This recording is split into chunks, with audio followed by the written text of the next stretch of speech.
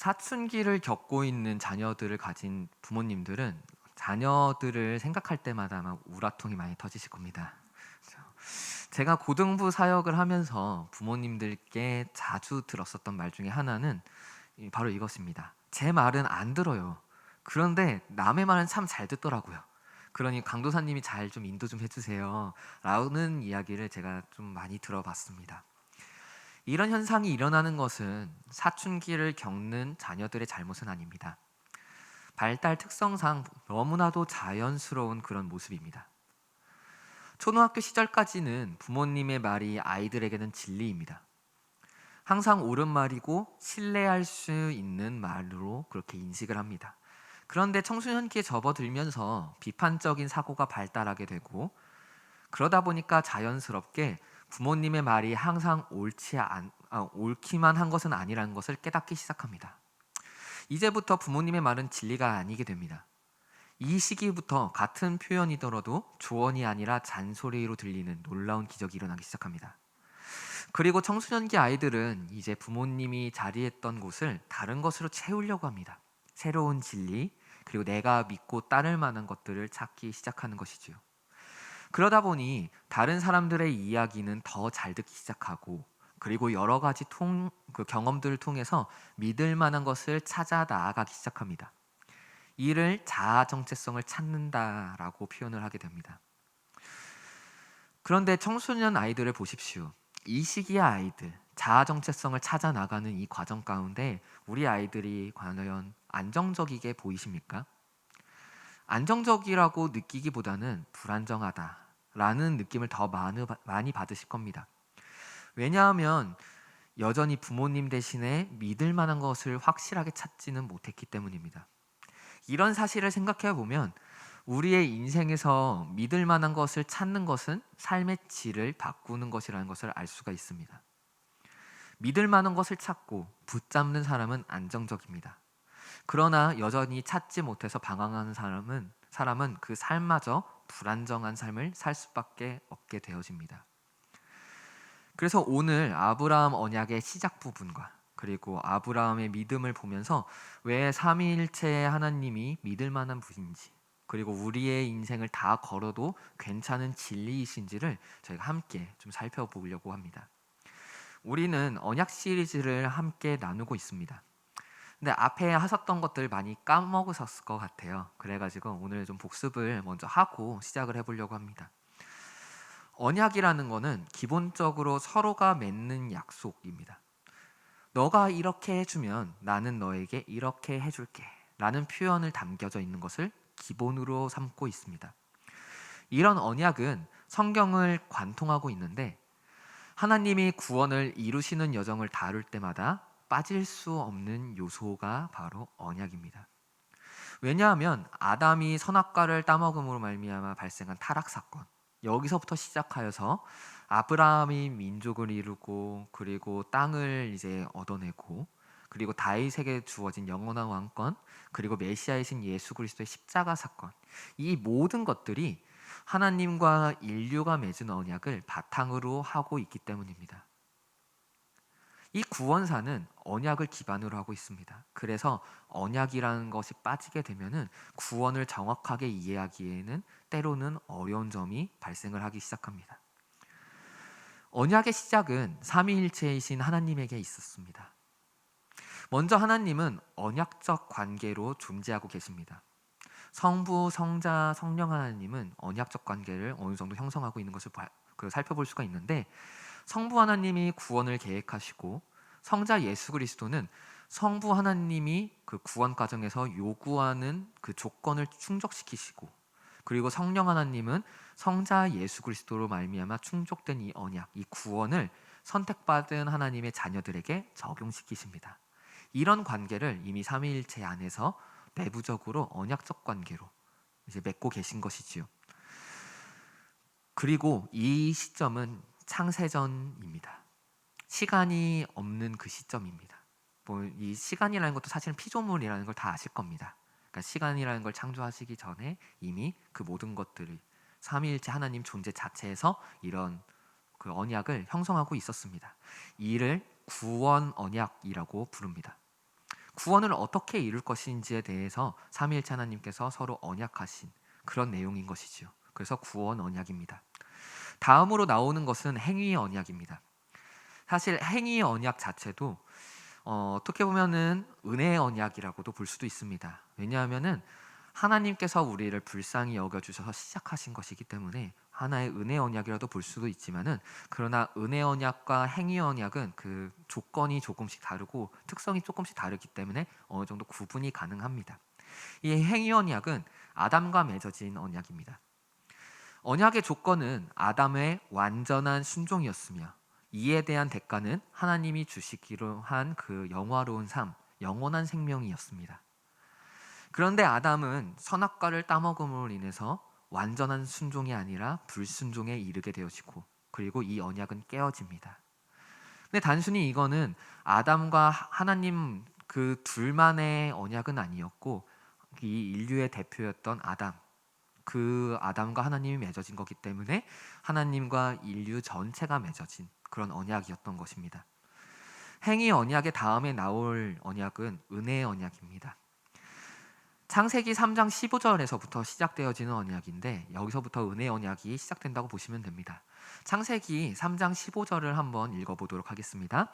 내가 너로 여자와 원수가 되게 하고 내 후손도 여자의 후손과 원수가 되게 하리니 여자의 후손은 내 머리를 상하게 할 것이요 너는 그의 발꿈치를 상하게 할 것이니라 하시고. 아멘. 여기서 등장하는 여자의 후손은 메시아이신 예수 그리스도를 뜻합니다. 여기에서부터 이미 순종을 통한 행위 언약의 완성이 아니라 예수님을 믿는 믿음으로 말미암아 칭의, 의롭게 되어짐과 영화로운 그 영원한 생명, 그것을 얻게 되는 이 은혜 언약으로의 전환이 이루어지기 시작합니다. 그런데 이 은혜 언약 처음 시작 부분에 그 끝나자마자 바로 중간에 독특한 언약이 하나가 등장을 합니다. 바로 노아 언약입니다. 이 노아 언약은 뭐 행위 언약, 은혜 언약 이것과는 조금은 분류가 다릅니다. 왜냐하면 이 노아 언약은 구원의 초점을 맞추고 있지 않기 때문입니다. 행위나 은혜 언약은 우리들에게 주어지는 구원에 초점이 맞춰져 있다면은 노아 언약 같은 경우는 구원에 초점이 맞춰져 있지 않습니다. 그럼에도 우리가 이 언약 사상을 다룰 때 반드시 필요한 언약입니다. 이 이유는 크게 두 가지가 됩니다.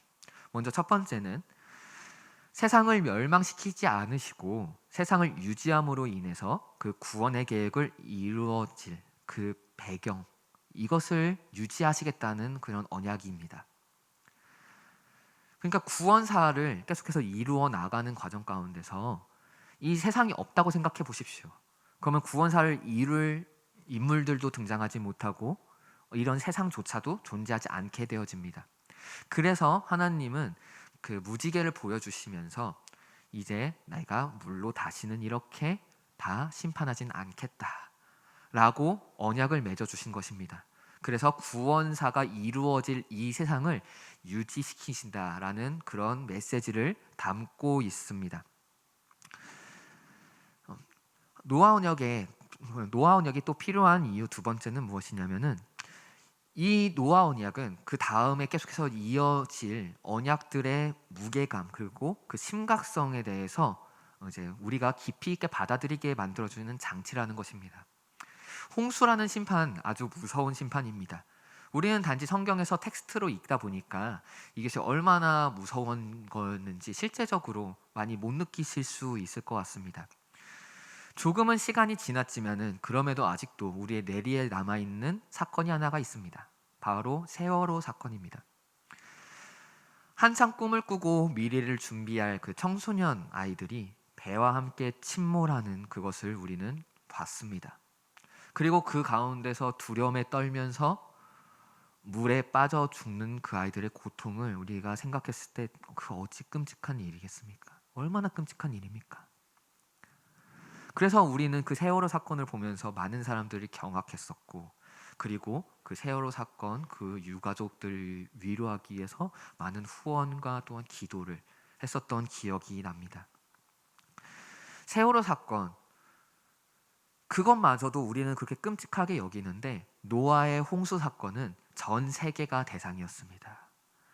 노아의 그 가족들 그리고 동물 한 짝씩 빼고는 모든 세상에 존재하는 생물들이 그 홍수에 의해서 죽는 사건입니다. 얼마나 무섭고 끔찍한 사건입니까? 이거를 통해서 하나님은 행위 언약을 저버린 자들의 결말을 보여주는 것입니다. 그래서 이 언약이 얼마나 중요했었던 것인지, 그리고 이것을 깨뜨렸을 때 어떤 현상이 발생하는지를 보여주는 그런 것이 바로 노아의 홍수인 것이지요. 그렇기 때문에 우리는 하나님의 언약에 대해서 경각심을 가지게 됩니다. 그리고 또한 이런 측면들도 있습니다. 그 심각한 그 심판으로 인해서 반대로 그 정도로 하나님께서 진노하실 일인데, 분노하실 일인데 언약을 깨트린 것이, 그런데 이제는 노아 언약으로 인해서 참으시고 참으시고 인내하시겠다라는 그 말씀이 우리에게 얼마나 커다란 은혜인지요. 세상을 다 멸절시킬 정도로 커다란 분노감을 불러일으키는 우리들의 죄악인데, 그런 죄악을 하나님께서는 참으시고 인내하시고 심지어는 독생자이신 예수 그리스도를 십자가에 매달려 죽게 만드신 그 하나님의 사랑, 이것이 담겨 있는 것이 바로 노아 언약입니다. 그래서 노아 언약 같은 경우는 그 구원에 초점이 많이 맞춰져 있기보다는 그런 심판과 그리고 구원사를 이루기 위한 배경을 만들어주는 그런 측면에서 아주 중요한 의미를 가지고 있습니다. 그래서 노아 언약은 우리 언약 사상에서 아주 중요한 언약 중에 하나로 자리매김을 하고 있습니다. 노아 언약 이후에 등장하는 것이 오늘 함께 알아볼 아브라함 언약입니다. 언약은 점진적으로 발전합니다. 이게 무슨 이야기냐면은, 처음에는 아주 작게 보이던 그 언약들이 시간의 흐름에 따라서 구원사가 진행이 되면서 점점 그 범위가 확장되고 확장되어지고, 그리고 나중에 점점 전체가 보여지기 시작한다는 것입니다. 간단한 예로 행위 언약이 주어진 그 에덴 동산의 그 상황을 가보십시오. 거기에서 새 하늘과 새 땅, 천국이 주어질 거라는 거 생각이나 해보셨겠습니까? 다윗이 등장을 해서 다윗의 자손에서 메시아가 온다는 걸 그 아담들이 상상이나 했겠습니까? 그때는 어느 정도 가리어져 있는 겁니다. 물론 그 계획은 이미 태초 전에, 창세 전에 다 수립이 되어져 있는데, 이제 그것을 아주 조금씩 하나의 언약을 맺는 과정 가운데서 점점 그 범위를 확장시켜 나가고 점점 그것을 밝히 보여주기 시작합니다. 이것을 점진성, 언약의 점진성이라고 표현을 합니다. 그래서 은혜 언약의 시작인 창세기 3장 15절은 메시아가 올 것에 대해서 비유적으로 표현하며 아주 작게 보여주는 겁니다. 여자의 후손, 이 표현에서 누가 메시아, 그리스도, 예수님을 생각이나 했겠습니까? 우리는 이제 신약까지 다 받은 상황에서, 새 언약까지 다 받은 상황에서야 이게 예수 그리스도를 뜻하는 거구나, 그것을 알 수 있는 거죠. 이런 식으로 언약은 점점 점진성을 가지고 확장되어집니다. 그런데 이 아브라함 언약, 여기서부터 이 메시아의 준비가 본격적으로 시작이 되어지기 시작하고, 그리고 이 아브라함 언약 또한 점진성을 또 가지고 있습니다.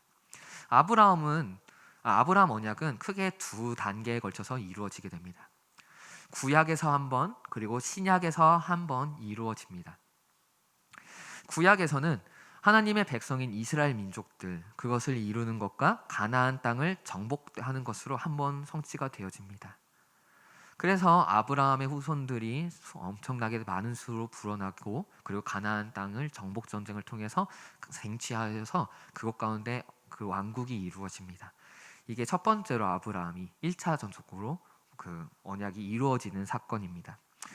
그렇다면은 신약에 넘어가서는 이제는 그 범위가 확장되어집니다.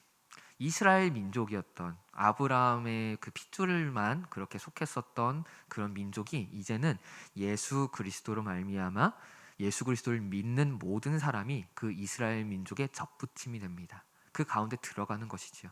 그래서 우리들 또한 냉정하게 따지고 보면 이스라엘 백성에 속한 자들이가 됩니다. 어떻게 해요? 예수 그리스도를 믿음으로 말미암아요. 그리고 아브라함의 큰 키 두 가지, 민족과 땅. 민족은 방금 설명을 해드렸고, 땅 같은 경우는 이제 새 하늘과 새 땅으로 넘어갑니다. 요한계시록의 표현들은 새 하늘과 새 땅입니다. 그리고 우리가 흔하게 사용하는 건 천국이죠. 그 땅에서 하나님께서 약속하신 그 땅에서 아브라함의 후손들이 그 이스라엘 민족들이 예수 그리스도를 믿음으로 말미암아 그곳 가운데서 하나님과 영원히 거하는 것. 그래서 아브라함의 언약 또한 점지석을 가지고 1차적으로 구약에서는 이스라엘 민족들과 가나안, 그리고 신약에 넘어가서 2단계에서는 예수 그리스도를 믿는 모든 백성들과 그리고 새하늘과 새 땅, 그 천국, 이런 식으로 아브라함 언약은 성취가 되어지는 것을 볼 수가 있습니다. 이런 아브라함 언약 중 오늘은 그 시작점이 되어집니다. 12장에 등장한 하나님의 명령과 언약은 하나의 특징이 있는데, 하나님은 아브라함과 협상 테이블에 앉아서 협상하지 않으셨습니다. 그저 하나님은 아브라함에게 명령하십니다. 너의 고향과 친척과 아버지의 집을 떠나라고 말입니다. 그리고 아브라함이 그 민족을 원하지도 않았음에도 하나님은 먼저 내가 너에게 민족을 줄 것이다, 네가 복이 될 것이다 라고 일방적으로 이 언약을 맺고 계신 것을 볼 수가 있습니다. 이 사실은 우리에게 아주 중요합니다. 왜냐하면 이 구절이 떠오르기 때문입니다. 에베소서 2장 8절입니다. 한번 같이 읽어보도록 하겠습니다. 너희는 그 은혜에 의하여 믿음으로 말미암아 구원을 받았으니 이것은 너희에게서 난 것이 아니요 하나님의 선물이라. 아멘. 은혜의 언약의 핵심에는 그리스도를 믿는 믿음이 있습니다.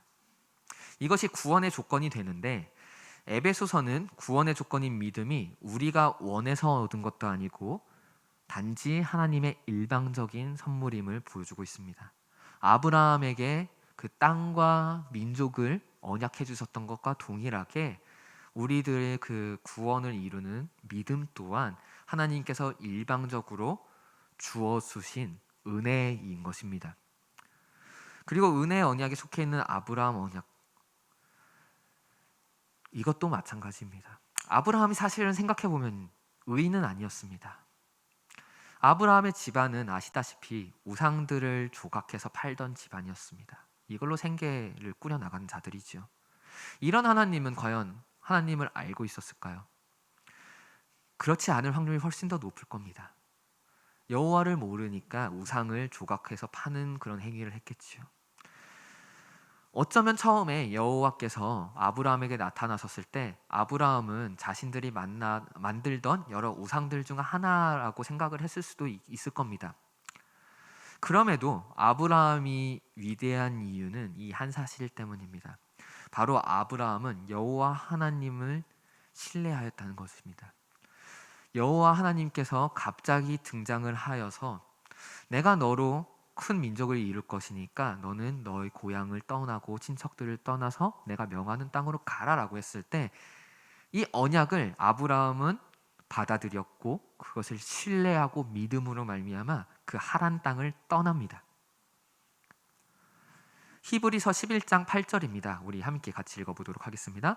믿음으로 아브라함은 부르심을 받았을 때에 순종하여 장래의 유업으로 받을 땅에 나아갈새 갈 바를 알지 못하고 나아갔으며. 아멘. 믿음의 조상으로 일컬음을 받는 이 아브라함, 처음에 자신이 어디로 가는지 알지 못하고 나아갔다고 합니다. 과연 이것이 쉬웠을까요? 한번 상상해 보시기 바랍니다. 성도님이 이제 대기업 부장이고 서울에 50평짜리 집을 가지고 있는 사람이라고 한번 상상을 해봅시다. 그리고 자식들도 잘 성장하고 있고 그렇게 평안하게 삶을 살아나가고 있었습니다. 그런데 갑자기 뜬금없이 한 사람이 찾아와서 이렇게 말을 하는 겁니다. 어제 내가 꿈을 꿨는데 꿈에서 한 신이 나타났다. 그리고 그 신이 말하기를 당신이 대기업을 퇴사하고 집을 팔은 뒤에 북쪽을 향해 가라고 이야기를 했다. 그러면 당신이 세계적인 기업을 이끌 사람이 될 것이고 그리고 당신의 자식들도 엄청나게도 많아질 것이다 라고 이렇게 성도님들에게 갑자기 이야기를 했다고 생각해 보십시오. 성도님들이라면 어떻게 하시겠습니까? 그거 믿고 가시겠습니까? 아멘 나왔습니다. 네. 대단한 믿음입니다. 네. 쉽지 않은 일입니다. 갑자기 뜬금없이 잘 살고 있는데 갑자기 등장해서 너가 가지고 있는 거 다 팔고 너희들 자식들 다 데리고 잘 성장하고 있는 자식들 다 데리고 갑자기 어딘지도 모르는 내가 명령하는 그냥 땅으로 가라라고 이야기를 하는 그것에 대해서 우리들은 쉽사리 신뢰하기 어렵습니다. 그런데 아브라함은 그것을 믿음으로써 받아들이고 나아갔습니다. 하나님이 아브라함에게 일방적으로 맺어주신 그 언약을 믿음으로 받아들이고 순종합니다. 그리고 이런 신뢰가 계속해서 유지가 되어지며 아브라함은 평생 동안 그런 여호와 하나님을 붙잡고 살아나가는 믿음의 조상이 되어집니다. 여러분들, 이런 신뢰가 있었던 이유는 저는 이렇게 생각합니다. 이거는 기적이라고 말입니다. 상식적으로 도저히 통하지 않는 그런 믿음입니다. 그런데 하나님께서 일방적으로 주신 믿음, 일방적으로 맺어주신 그 언약으로 인해서 아브라함은 믿음을 먼저 받아서 그것을 신뢰하며 그 언약을 붙잡고 살아나갔다는 것입니다. 이게 기적이 아니고서는 어떻게 믿어지십니까? 저는 그렇기 때문에 이 자리에 있는 성도님들 모두 다 기적을 경험하신 분들이라고 저는 믿습니다. 하나님께서 우리 성도님들에게 그 믿음을 일방적으로 주시고, 내가 너를 선택했다, 너가 나를 믿기만 하면 내가 새하늘과 새 땅 그곳으로 영원한 생명을 주는 그곳으로 너희들 인도하겠다라는 언약을 아브라함에게 했듯이 또한 우리들에게도 하시고 계시다는 것입니다. 먼저 여호와 하나님은 아브라함을 부르셨듯이 그렇게 우리들을 부르신 것입니다.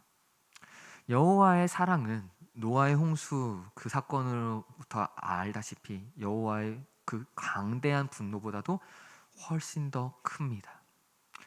우상을 만들어 팔던 죄인인 아브라함을 부르셨듯이 우리들을 부르고 계십니다. 죄인인 우리들을요. 우리가 아브라함이 우상을 조각해서 팔던 그 모습을 보면서 죄인이라고 욕할 수도 있습니다. 그러나 우리들은 그것보다 더 위대한 의인입니까? 그건 아니지 않습니까? 우리 또한 아브라함이 그랬듯이 죄인이었지 않습니까? 우리 또한 하나님을 거부하는 것을 즐거워했고 죄를 짓는 것을 즐거워했었던, 세상의 유혹 가운데 날마다 넘어지고 쓰러지던 그런 존재들 아닙니까? 이런 우리들을 하나님께서는 부르셨다는 겁니다. 그리고 이 부르심은 전적으로 하나님께 달려 있습니다. 오로지 하나님의 그 선하신 뜻, 거기에 이 부르심은 있습니다. 그리고 하나님께서 이 일방적으로 맺어주시는 그 언약, 이 믿음은 우리들에게 이런 의미를 가져다 줍니다. 우리의 인생을 하나님께서 책임져 주신다는 것입니다. 우리가 원해서 하나님께 갔다고 생각해 보십시오. 우리가 먼저 자원해서 갔다고 한번 생각해 보십시오. 그러면은 만약에 우리들에게 커다란 고난이 닥쳤을 때 하나님께서 왜 우리들의 삶을 인도하시지 않으십니까 하면서 투정할 수밖에 없고 하나님을 비난할 겁니다. 그러면 하나님께서 그때 뭐라고 하겠습니까? 야, 네가 먼저 나한테 왔잖아. 왜 내가 너 보고 나한테 오라고 그랬니? 네가 먼저 와놓고 왜 그렇게 해? 라고 당연히 나오지 않겠습니까? 그러나 하나님은 그것이 아니라 먼저 우리를 붙드시고 먼저 우리를 찾아오셨다는 겁니다. 이거는 무엇이냐면은 하나님께서 반드시 그 말에 책임을 지실 거라는 겁니다. 언약에 대해서 반드시 책임을 지실 것이고, 그리고 그 언약을 붙들고 사는 우리들을, 그리고 우리들의 인생을, 우리들의 생명을 반드시 책임져 주실 거라는 의미를 담고 있습니다. 그래서 하나님은 아브라함에게 이런 표현까지 한 겁니다. 너를 축복하는 자에게 나도 복을 내리고 너를 저주하는 자에게 나도 저주를 내릴 것이다. 이게 무엇입니까? 아브라함의 인생을 내가 책임지겠다. 네가 나를 쫓아오는 그 삶이 고난이고 힘겨울 거야 한다. 그런데 너를 축복하는 자에게 내가 복을 내리고 너를 저주하는 자에게 나 또한 저주를 내림으로 말미암아 내가 너를 보호하고 지키고 너의 인생을 책임져 주겠다. 라는 그런 메시지인 것입니다. 그래서 아브라함은 이런 여호와 하나님을 신뢰하고 믿음으로써 75세, 무려 75세의 나이에 자기가 살고 있던 터전을 떠나서 모험을 갑니다. 이런 아브라함에게는 망설임이 하나도 없었습니다. 이제 우리는 이런 믿음을 받은 자로서 아브라함과 같이 이런 구원에 대한 언약, 은혜의 언약을 받은 자로서 우리는 이 언약을 신뢰하며 살아나가야 됩니다. 이 믿음을 붙잡고 나아가야 됩니다. 주님께서 주신 이 귀한 믿음, 그리고 그 삶 가운데, 나그네 인생 가운데, 힘들고 어려운 그 삶 가운데 하나님께서 나의 인생을 책임져 주실 것을 아브라함과 같이 끝까지 신뢰해야 됩니다. 그것이 내 상식으로는 이해가 되지 않는 것, 75세에 네가 가지고 있는 터전을 다 떠나가라 라고 이야기했었던 그 말도 안 되는 상식이 넘어가 있는 그런 요구라 한다 할지라도 주님께서 말씀하시면 내가 나아가리이다, 주님께서 멈추라 하시면 내가 멈추겠습니다 라는 그런 믿음을 가지고 여호와를 신뢰하는 그 마음을 가지고 우리는 이 인생길을 살아나가야 한다는 것입니다.